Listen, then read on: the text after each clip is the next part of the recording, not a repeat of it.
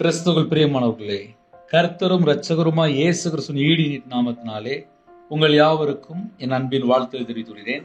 தேவன் அருளி அப்பம் பிரேயர் மினிஸ்ட்ரி சேனல் மூலியமாக உங்களோடு சந்திப்பதில் மிகுந்த மகிழ்ச்சிகிறேன். தினம்தோறும் இரவு நேரத்திலே தூங்கும் முன்பாக பரிசுத்த வேதாந்தத்தில் நாம் ஒரு பகுதியை தியானித்து நம்முடைய குடும்ப பாதுகாப்புக்காக நாம் ஜெபித்துள்ளோம். 89ஆம் சங்கீதம் 30 முதல் 33 ஆகிய வசனங்கள். அவன் பிள்ளைகள் என் நியாயங்களின்படி நடவாமல் என் வேதத்தை விட்டு விலகி என் கட்டளைகளை கை கொள்ளாமல் என் நேமங்களை மீறி நடந்தால் அவர்கள் மீறுதலை மிளறினாலும் அவர்கள் அக்கிரமத்தை வாதைகளினாலும் தண்டிப்பேன். ஆனாலும் என் கிருபையை அவனை விட்டு விலக்காமலும் என் உண்மையில் பிசகாமலும் இருப்பேன். ஹல்லேலூயா. கிறிஸ்துவுக்குள் பிரியமானவர்களே, கர்த்தருடைய பிள்ளைகள் தான் இரவனத்திலே இணைந்திருக்கிறீங்க. அவன் பிள்ளைகள் என் நியாயங்களின் படி நடவாமல் என் வேதத்தை விட்டு விலகி என் கட்டளைகளை கை கொள்ளாமல் என் நேமங்களை மீறி நடந்தால். அப்ப 2 வசனம் என்ன எழுதப்பட்டிருக்கு அப்படின்னா, கர்த்தருடைய பிள்ளைகள் வேத வசனத்தின்படி நம்முடைய வாழ்க்கை இருக்க வேண்டும். இன்று கடைசி காலத்திலே செல்போன்ல மூழ்கி இருக்கிற காலங்கள். இப்போ ஆன்லைன்ல செல்போன்ல தான் மெசேஜ் கேட்குறீங்க. இது ஒரு பக்கம் இருக்கு. மனம் திரும்புற செய்தியும் அங்கதான் வருது. இந்த கடைசி காலத்திலே செல்போன்ல தேவையில்லாத எத்தனையோ காரியங்களும் அங்கதான் வருது. நான் என்னுடைய ஆவிக்குரிய வாழ்க்கையில நான் கையில பைபிள் எடுத்து நான் என்னுடைய சமூகத்திலே அர்ப்பணித்து தாழ்த்தி கர்த்தரை விட்டு நான் எங்க தள்ளி இருக்கிறேன், என்கிட்ட என்ன மிஸ்டேக் இருக்கு, அதை நான் தேவனுடைய சமூகத்திலே அர்ப்பணித்து மனம் திரும்பினால் என் குடும்பம் ஆசீர்வாதம். அப்போ ஒரு குடும்பத்துல ஆசீர்வாதத்தை பெற்றுக்கொள்ளணும் அப்படின்னா முதல்ல என்ன யோசித்து பார்க்கணும் அப்படின்னா, நம்ம குடும்பத்துக்குள்ளே கர்த்தருடைய கிருபை வேணும் அப்படின்னா தேவனுடைய வார்த்தைக்கு நம்ம கீழ்ப்படிந்து வாழ்றோமா, தேவனுடைய சட்டதிட்டங்களுக்கு நம்ம கீழ்ப்படுகிறோமா. இதை ஏன் நம்ம நைட் நேரத்தில் சொல்ல வேண்டியது அப்படின்னா, கொரோனா நேரத்திலே எத்தனையோ தேசத்துக்குள்ளே வாதை, எத்தனையோ தேசத்துக்குள்ளே வியாதி, கொடூரமான மரணங்கள், இந்த கடைசி காலத்திலே கொள்ளை நோய்கள் என்று எழுதப்பட்டிருக்கு. ஒரு பக்கம் ஆக்சிடென்ட்ல மரணம், இன்னொரு பக்கம் தேசத்துக்குள்ளே ஒவ்வொரு விதமான ஜனங்கள் அழிந்து கொண்டே இருக்கிறாங்க. எல்லா குடும்பத்திலுமே இயேசு கிறிஸ்துவை சொந்த ரட்சரா ஏற்றுக்கொண்டு மனம் திரும்பி பாவ மன்னிப்பை பெற்றுக்கொண்டு தேவனோட வார்த்தைக்கு கீழ்ப்படிந்து வாழ்ந்தால் பரிபூர்ணமான ஆசீர்வாதம். இன்னைக்கு ஞானஸ்தானம் எடுத்த பிள்ளைகள் எத்தனை வீட்டுல டைவர்ஸ் பண்ணிட்டு உட்கார்ந்துருக்கு, எத்தனை குடும்பத்திலே தண்ணி அடிச்சுட்டு வீட்டுல மனைவியை போட்டு அடிக்கிறாங்க. ஆனா சர்ச்சில் போய் தான் கல்யாணம் முடிக்கிறாங்க, ஞானஸ்தானம் எடுத்து தான் கல்யாணம் முடிக்கிறாங்க, சர்ச்சுக்கு தான் போறாங்க. எத்தனை பரிசுத்தவான்களை தப்பா பேசுறாங்க, எத்தனை நீதிமான குற்றப்படுத்துறாங்க. கையில பைபிள் எடுத்து வாசிக்கிற குடும்பங்கள் குறைஞ்சிட்டு வருது. நான் 2016 இருந்து 2018 ஆமா கடைசி 2019 ஒரு 2.5 வருஷம் சர்ச்சில் வேலை பார்த்தேன். சர்ச்சில் வேலை பார்க்கும்போது அங்க இருக்கிற மூப்பர்கள் எனக்கு என்ன தெரியுமா சொன்னாங்க, நாங்களாம் சின்ன வயசுல சண்டே அன்னைக்கு ஒரு சங்கீதத்தை ஃபுல்லா வாசித்து முடிச்சாதான் எங்களுக்கு மத்தியாலம் கறி சாப்பாடு. இதுதான் எங்க வீட்டில் உள்ள எங்களுக்கு ட்ரைனிங். டெய்லி காலையில குடும்ப ஜெபம் இருக்கும், டெய்லி காலையில நைட்டு குடும்ப ஜெபம் இருக்கும், டெய்லி காலையில சர்ச்சுக்கு போயிடணும், டெய்லி நைட்டு சர்ச்சுக்கு போயிடணும். சர்ச்சுக்கு பக்கத்துல தான் வீடு. அப்போ அந்த பிள்ளைகள் இன்னைக்கு பார்த்தா டாக்டர், இன்னைக்கு பார்த்தா பெரிய பெரிய பொசிஷன்ல இருக்கிறாங்க. காரணம் என்ன சொல்லி பார்க்கும்போது, அந்த காலத்துல அம்மா அப்பா வேத வசனங்களை கற்றுக் கொடுத்தாங்க, பிள்ளைகளுக்கு கற்றுக் கொடுத்தாங்க. அந்த பிள்ளைகள் தான் இன்னைக்கு கோடிக்கணக்கான சொத்துல சகல விதமான கருத்துல ஆசீர்வாதமா இருக்கு. அபிஷேகம் பண்ணப்பட்ட பிள்ளைகள் தான் சர்ச்சை கட்டி கொடுக்குறாங்க, மிஷினரி மாதிரி தாங்குறாங்க, ஊழியத்துக்கு லட்ச லட்சமா காணிக்க கொடுக்குறாங்க. காரணம் என்ன சொல்லி பார்க்கும்போது, ஒரு காலத்துல வேதத்தை நேசிக்க வேத வசனங்களை தகப்பன்மார் பிள்ளைகளுக்கு கற்றுக் கொடுத்தாங்க. அவன் பிள்ளைகள் என் நியாயங்களின்படி நடவாமல் என் வேதத்தை விட்டு விலகி, இப்ப இந்த வசனத்தை என்னை வச்சு நான் சொல்றேனே, ஈஸியா இருக்கும் புரிஞ்சு சொல்றது. இப்போ சின்ன வயசுல எனக்கு தெரிஞ்ச ஒரு 3 வயசுக்கு நான் சர்ச்சைக்கு போயிட்டு தான் இருந்தேன். ஆனால் 2015 தான் நான் கையில பைபிள் எடுத்து வாசிக்கிறேன். ஒரு 50-55 லட்சம் ரூபாய் கடன்ல இருக்கும்போது கையில பைபிள் எடுத்து வாசிக்கிறேன். அதுவரை என்னுடைய வாழ்க்கையிலே இஷ்டம் போல ஒரு வாழ்க்கை, துன்மார்க்கமான வாழ்க்கை. ஆனா கையில பைபிள் எடுத்து வாசித்தது அப்படின்னு தெரியுது, ஒரு பாவி மனம் திரும்பினாதான் பாவ மன்னிப்பு, ஆத்தும ரட்சிப்பு, நித்திய ஜீவன், இயேசு ரத்தத்தினால கழுவப்படணும், பரிசுத்தமா வாழணும், நீதியை பின்பற்றணும், கட்டளை கீழ்ப்படியணும், கற்பனை கை கொள்ளணும், உண்மையா இருக்கணும், உத்தமமா வாழணும், நேர்மையா வாழணும், செம்மையா வாழணும். இதெல்லாம் கையில பைபிள் எடுத்து வாசிச்சதுக்கு அப்புறம் ஆவியானவர் எனக்கு கற்றுக் கொடுத்த காரியங்கள்.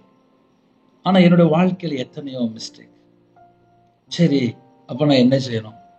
என்னுடைய சமூகத்துல கையில பைபிள் எடுத்து வாசிக்கும் போது, அப்பா அந்த வசனத்துல நான் மீறிட்டேன்ப்பா, எனக்கு கிருபை தாங்கப்பா, கிருபை தாங்கப்பா, கிருபை தாங்கப்பா, கிருபை தாங்கப்பா. என் வாழ்க்கையில அதிகமான ஜெபம் இப்படிதான் ஜெபம் பண்ணுவேன். அப்ப கர்த்தருடைய பிள்ளைகள் யாரெல்லாம் இணைந்திருக்கிறீங்களோ, 33ஆம் வசனத்திலே அழகா எழுதப்பட்டிருக்கு, ஆனாலும் என் கிருபையை அவனை விட்டு விலக்காமலும் என் உண்மையில் பிசகாமலும் இருப்பேன். ஒரு பக்கம் பார்த்தா 32 சொல்றாரு, அவர்கள் மீறுதலை மிளறினாலும் அவர்கள் அக்கிரமத்தை வாதைகளினாலும் தண்டிப்பேன். தேவன் நீதி உள்ள எஜமான். இந்த பூமியிலே துன்மார்க்கர் இருக்காங்க, இன்னொரு பக்கம் பார்த்தா நீதிமான் இருக்காங்க. ஒரு பக்கம் பார்த்தா பரிசுத்தவான் இருக்காங்க, இன்னொரு பக்கம் பார்த்தா அசுத்தமா வாழ்ற ஜனங்க இருக்காங்க. ஒரு பக்கம் பார்த்தா நன்மை செய்யறவங்க இருக்காங்க, இன்னொரு பக்கம் பார்த்தா தீமை செய்யறவங்க இருக்காங்க. இந்த கடைசி காலத்துல நம்ம வாழ்றோம். சர்ச்சுக்குள்ளே இருந்துட்டு செல்போன்ல மூழ்கி இருக்கிறாங்க. ஆல்டர்ல போய் மைக்க கையில பிடிக்கிறவங்க செருப்பு போட்டு ஷூ போட்டு மைக்ல போய் நிக்கிறாங்க. கர்த்தரை குறித்து பயம் எங்கே? கர்த்தரை குறித்து பயம் எங்கே?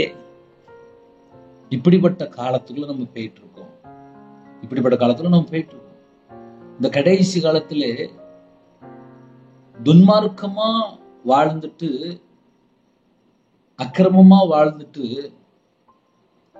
ஆசீர்வாதத்தை பெற்றுக்கொள்ளணும் அப்படின்னா அது கூடாத காரியம். இயேசு ரத்தத்தினால கழுவப்படணும் அப்படின்னா ஒரு பாவி முதல்ல மனம் திரும்பி இருக்கணும். அவர்கள் மீறுதலை மிளறினாலும் அப்படின்னா என்ன அர்த்தம் அப்படின்னா சவுக்கடி, பெரம்பு, தண்டனை. ஒரு குடும்பத்துல என்ன தண்டனை ஓடிட்டுன்னு சொல்லி பார்க்கும்போது, வேதத்தை கை கொள்ள மாட்டாங்க, பிள்ளைகளுக்கு கட்டளைக்கு கீழ்ப்படிய கை கொள்ள சொல்லி கொடுக்க மாட்டாங்க, எப்படி எப்படி வாழணும் பிள்ளைகளுக்கு கற்றுக் கொடுக்கணும். இன்னைக்கு ஒரு வாலிப பிள்ளை தப்பு பண்ணுது, ஒரு வாலிப பையன் தப்பு பண்றான்னா அம்மா அப்பாட்ட கணக்கு கேட்பார்.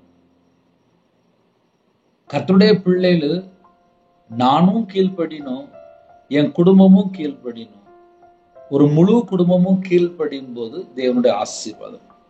சரிண்ணே, அண்ணா எங்க வீட்டுல எல்லாரும் தப்பு தப்பா வாழ்றாங்களே, ஆனா ஞாயிற்றுக்கிழமை மட்டும் சர்ச்சைக்கு போறாங்களே, அப்ப என்ன செய்ய அப்படின்னா வசனம் அழகா எழுதப்பட்டிருக்கு. அவர்கள் மீறுதலை மிளறினாலும் தண்டனை. எப்படிப்பட்ட தண்டனை அப்படின்னா சவுக்கடி அப்படிங்கிறது.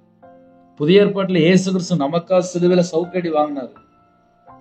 இன்னைக்கு கர்த்தருடைய பிள்ளைகள் இயேசு கிறிஸ்து ரத்தத்தினால கழுவப்பட்டா மட்டும்தான் நம்ம கிருபைக்குள்ள இருக்கிறோம். இன்னைக்கு துணிகரமான பாவத்திலேயோ துன்மார்க்கமான காரியத்திலேயோ இஷ்டம் போலையோ தாறுமாறா வாழ்ந்தால் அவங்க தேவனுடைய தண்டனைக்குள்ள தான் வாழ்ந்துட்டு இருக்காங்க.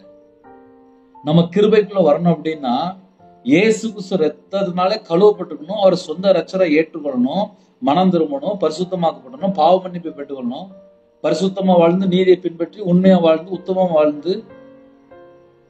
இன்னைக்கு கடைசி காலத்திலே ஒன்லி துணிகரம் மட்டும்தான் இருக்கு. எப்படியாவது கொள்ளை அடிச்சு பணம் சம்பாதிக்கணும், நகை வேணும், பணம் வேணும், இடம் வேணும், பொருள் வேணும், தான் நல்லா இருக்கணும்.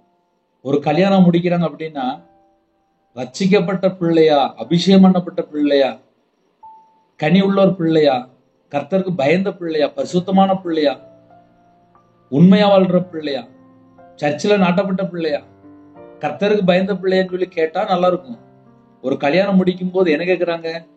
எவ்வளோ பணம், எவ்வளோ நகை, எவ்வளோ பொருள், இடம் எவ்வளோ இருக்கு, வண்டி வேணும், காரு வேணும்.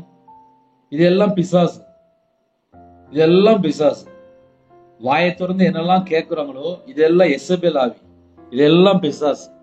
ஒரு கல்யாணம் முடியுதா, பிள்ளை ரட்சிக்கப்பட்டிருக்கா, பையன் ரட்சிக்கப்பட்டிருக்கானா, ஆலயத்துல நாட்டப்பட்டிருக்கானா, கையில பைபிள் எடுத்து வாசிக்கிற பையனா, கர்த்தருக்கா வாழ்ற பையனா, கர்த்தருக்கா வாழ்ற மகளா, அப்படி பார்த்து ஒரு கல்யாணம் முடித்து வைத்தால் அதுல தேவனுடைய ஆசீர்வாதம் இருக்கும்.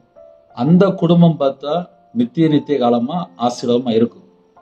ஆனா ஒரு கல்யாணம் முடிக்கும் போது எவ்வளவு போடுவ, எவ்வளவு செய்வ, எவ்வளவு தருவீங்க, எத்தனை லட்சம், எத்தனை கிலோ தங்கம், இன்னும் வீடு, காரு, வண்டி, ஏசி, பொருள்கள், இதெல்லாம் கேட்கனாலே பிசாசு தான். அதனால தேவனோட வார்த்தைக்கு கீழ்ப்படிந்தால் அந்த குடும்பத்துல கிருபை. என் வேதத்தை விட்டு விலகி, வேதத்தை விட்டு விலகினாலே என்ன அர்த்தம் அப்படின்னா, அங்க தண்டனை ஓடிட்டு இருக்கு, அந்த வீட்டுக்குள்ளே தண்டனை ஓடிட்டு இருக்கு. என்னென்ன தண்டனை அப்படின்னு சொல்லி ஒருவேளை கேட்டால், அவர்கள் அக்கிரமத்தை வாதைகளினாலும் தண்டிப்பேன். வாதை அப்படின்னாலே நோய். வாதை அப்படின்னாலே பல காரியத்துல எப்படி ஒரு வீட்டுக்குள்ள என்ன வியாதி வந்துச்சு ஒண்ணுமே தெரியாது, கண்டேபிடிக்க முடியாது. ஏன்னா அந்த வீட்டுக்குள்ள போய் பார்த்தா பண ஆசையில வாழ்ந்துட்டு இருப்பாங்க. பண ஆசை எல்லா தீமைக்கும் வேறா இருக்கிறது. சிலர் அதை இச்சித்து விசுவாசத்தை விட்டு வல்வி, விசுவாசத்தை விட்டு போனாலே தான் பிசாசுக்குள்ள என்டர் ஆயிடுவானே. வேதத்தை விட்டு விலகியாச்சுனாலே துன்மார்க்கனா மாறிட்டானே. ஒரு குடும்பத்துல வேதத்தை விட்டு எங்கெல்லாம் விலகி வாழ்றாங்களோ அங்கெல்லாம் துன்மார்க்கன். கட்டளைக்கு கை கொள்ள மாட்டாங்க, கட்டளை கீழ்படிய மாட்டாங்க, உண்மையா வாழ மாட்டாங்க, கற்பனையை கை கொள்ள மாட்டாங்க, இஷ்டம் போல தாறுமாறா வாழ்வாங்க. அவங்களுக்கு 32வது வசனம் ஒரு தண்டனை எழுதி வச்சிருக்காரு. அவர்கள் மீறுதலை மிளறினாலும் சவுக்கடினாலும் பிரம்பினாலும் அவர்கள் அக்கிரமத்தை வாதைகளினாலும் தண்டிப்பேன். அப்ப வசனம் என்ன எழுதப்பட்டிருக்கு அப்படின்னா, வேதத்தை விட்டு விலகினால் ஒரு தண்டனை இருக்கு அப்படின்னு எழுதப்பட்டிருக்கு. ஐயா, நாங்க கையில பைபிள் எடுத்து வாசிக்கல ஐயா, நாங்க இப்பதான் இந்த செய்தியை கேட்கிறோம், இது வரைக்கும் எங்களோட வாழ்க்கையில எல்லாமே மிஸ்டேக்கா இருக்கு. அப்ப நாங்க என்ன செய்ய, இந்த இரவு நேரத்துல நம்ம என்ன செய்யணும் அப்படின்னா, உங்க வார்த்தைக்கு நான் கீழ்படியணும்ப்பா, உங்க சத்தத்துக்கு நான் செவி கொடுக்கணும்ப்பா. நான் சும்மா இருக்கும்போது முதல்ல கையில பைபிள் எடுத்து வாசிக்கணும்ப்பா.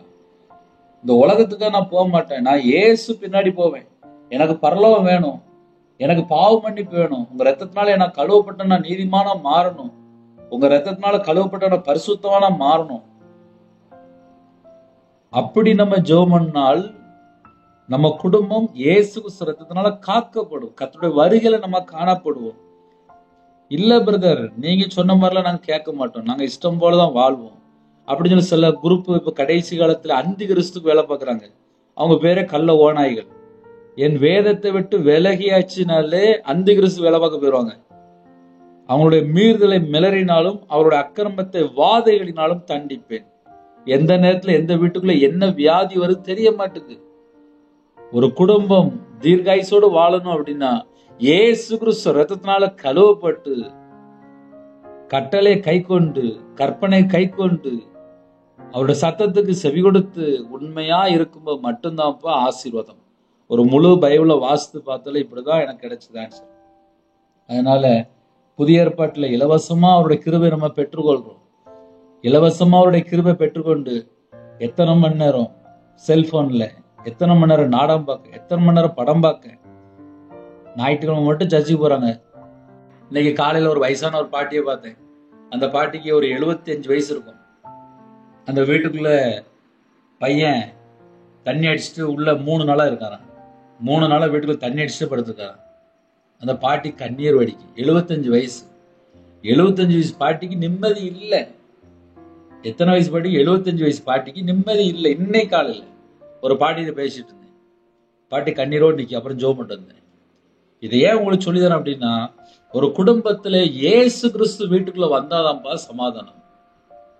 சர்ச்சுக்கு போற பிள்ளைகள் தான் ஞாயிற்றுக்கிழமை பார்த்தா சர்ச்சில் உட்காந்துருக்காங்க. ஆனா மற்ற நாள் வீட்டுல பார்த்தா சில குடும்பத்துக்குள்ள குடும்ப ஜெபம் இல்லை. நைட் நேரத்துல ஒரே செல்போன் தான், ஒரே மூழ்கி கிடக்குறாங்க. இஷ்டம் போல ஒரு வாழ்க்கை, தாறுமாறான வாழ்க்கை. அப்படிப்பட்ட ஜனங்களுக்கு வேதம் என்ன சொல்லியது அப்படின்னா, அவர்கள் மீறுதலை மிளறினாலும் அவர்கள் அக்கிரமத்தை வாதைகளினால தண்டிப்பேன். இது பைபிள் உள்ள ரெக்கார்டு. வசனத்தை யாரும் மாற்ற முடியாது. ஒருவேளை என்னோட வாழ்க்கையில ஒரு மீறுதல் இருக்கு, அப்ப நான் என்ன செய்யணும் அப்படின்னா, கர்த்தர் பக்கம் மனம் திரும்பினால் அந்த குடும்பத்துக்கு ரட்சிப்பு, அந்த குடும்பத்துக்கு விடுதலை, அந்த குடும்பத்துக்கு மீட்பு. இயேசு ரத்தம் சகல பாவங்களை நீக்கி சுத்திகரிக்கும். அவர்கிட்ட வரும்போதுதான் நமக்கு ரட்சிப்பு, அவர்கிட்ட வரும்போதுதான் நமக்கு மீட்பு. அவர் தான் நம்முடைய எல்லா பாவத்தையும் மன்னித்து நமக்கு விடுதலை செய்கிறார். அதனால இரவு நேரத்திலே ஒரு சின்ன ஜெபமணி முடிக்க போறேன். கேளுங்க, கண்களை மூடி நாம் ஜெபம் செய்வோம். அன்பின் கர்த்தாவே, நன்றியோடு துதிக்கிறோம், சொல்கிறோம்ப்பா. அந்த நாள் முழுது பாதுகாத்த கிருபைக்காக நன்றி. கேட்ட சத்தியத்தின்படி மனம் திரும்ப எங்களை அர்ப்பணிக்கிறோம். உங்களோட ரத்தத்தினாலே கல்வி சுத்திகரிங்க. நைட் ஷிப்ட்ல இருக்காங்க, நைட் டியூட்டில இருக்காங்க, எல்லா குடும்பத்தையும் வேலை அடைத்து மூடி மறைத்து பாதுகாத்துங்க. இரவு நேரத்துல டிரைவிங் லைன்ல இருக்காங்க, எல்லா குடும்பத்தையும் கர்த்தர் வேலை அடைங்கப்பா. கடன் பிரச்சனை குடும்பத்தை கர்த்தர் எல்லாவற்றையும் மாற்றி அந்த குடும்பத்தை மறுபடியும் ஆசிரிங்க. கற்பத்தின் கர்த்தர் மனம் வருங்க. சில குடும்பத்துல பிள்ளைகள் மாசமா இருக்கு, டெலிவரி போறாங்க, கர்த்தர் கூட இருங்க. வாலிப வயசுல ஒரு சிறுஸ்ரீ நினைவு வேதம் சொல்லிடுது, தேவையில்லாத கருத்தில் ஈடுபடக்கூடாது. கர்த்தர் வேலையடைங்க, ஏற்ற துணையை தாங்க. திருமணம் முடிந்ததுக்கு அப்புறம் எந்த குடும்பத்துல குழப்பங்கள் இருக்கோ அந்த எல்லா குழப்பத்துக்கு ஒரு முடிவு கொண்டு வாங்க. தேவனர்களே அப்போ மினிஸ்டர்ல ஆசிரியங்க. எல்லா தேச ஜனங்களையும் உங்களுடைய ஜீவன்களை பண்ணிக்கும். குறைகள் குற்றங்களை மன்னிங்க, பரிசுத்தப்படுத்துங்க, உங்களுடைய ரத்தத்தினால கழுவுங்க. எங்க வீட்டுக்குள்ள இயேசு ராஜா மகாபிரபு வாங்க ராஜா, உங்களுடைய ஜீவன்களை ஒவ்வொரு குடும்பத்தையும் அர்ப்பணிக்கிறோம். எந்த நாட்டுக்குள்ளே சரீரத்துல பலவீனத்தோடு ஹாஸ்பிட்டல்ல படுத்த படுக்கல பலவீனத்தோடு இருக்கிறாங்களோ உங்களுடைய தலைமுள்ள கரத்தினால தொட்டு சுகமாக்கி தாங்க. பரிபூர்ணமான சுகம் தாங்க. இரவு நேரத்துல இன்பமான தூக்கம் தாங்க. அதிக அளவில் எழுப்பிடுங்க. உங்களுடைய சமூகத்துல கண்ணுடிக்கிறது கிருபை செய்யுங்க. குடும்ப ஜெபம் பண்ண, தனி ஜெபம் பண்ண, வேதத்தை தியானிக்க கிருபை தாங்க. எல்லா குடும்பத்தையும் உங்களுடைய ஜீவன்களை அர்ப்பணிக்கிறோம். இணைந்திருக்கிற எல்லா குடும்பமும் இயேசு கிறிஸ்து நாமத்தில் ஆசீர்வதிக்கப்பட்டும். எந்த குடும்பத்துல கண்ணீரோடு, கஷ்டத்தோடு, பிரச்சனையோடு, போதனை, பலவிதமான நிந்தைகளோடு, அவமானத்தோடு, வேதனையோடு வாழ்றாங்களோ அந்த குடும்பத்தை கர்த்தர் மாற்றி ஆசீர்வதிங்க. எங்களை பரிசுத்தப்படுத்தி ஆசீர்வதிங்க. உங்களுடைய கிருபையால் நிரப்பி ஆசீர்வதிங்க. உங்களுடைய ரத்தத்தினால கழுவி சுத்திகரித்து ஆசீர்வதிங்க. கல்வாரி அன்பினாலே அப்பா எங்களை கழுவுங்கப்பா. உங்களுடைய பாதங்களை எங்களுடைய ஆவி, ஆத்மா, சரீரம், ஜீவன் எல்லாவற்றையும் அர்ப்பணிக்கிறோம்ப்பா. உங்க பிள்ளைகளை கழுவி சுத்திகரிங்கப்பா. வானத்துக்கும் பூமிக்கும் சகல அதிகாரம் உள்ள கர்த்தர் நாமத்துக்குள்ளே ஒவ்வொரு குடும்பத்தையும் அர்ப்பணிக்கிறோம். கர்த்தர் பொறுப்படுத்தும் துதிகான மகிமை எல்லாம் ஒருவருக்கே செலுத்துகிறோம். இயேசு கிறிஸ்து பிதாவே, ஆமென். தேவனுக்கு மகிமையுண்டாவதாக. கர்த்தர் தாமே உங்களையும் உங்கள் குடும்பத்தின் சகல காரியத்திலும் சம்பூர்ணமா திருப்தியா கர்த்தர் கொடுத்து பரிபூர்ணம் ஆசீர்வதிப்பாராக. ஆமென். கர்த்தராகிய இயேசு கிருபையும் பிதாவாகிய அன்பும் பரிசுத்தருடைய ஐக்கியமும் இப்பொழுதும் எப்பொழுது சதா காலங்களிலும் நம்ம கொடுப்பதாக. ஆமென். கிறிஸ்துவ பிரியமானவர்களே, 93630641 நம்பர் உண்டால் நாங்கள் உங்களுக்காக குடும்பத்தை ஜெபிப்போம். நீங்களும் என்னுடைய ஊழியக்காக துணை ஜெபித்தோம். God bless you.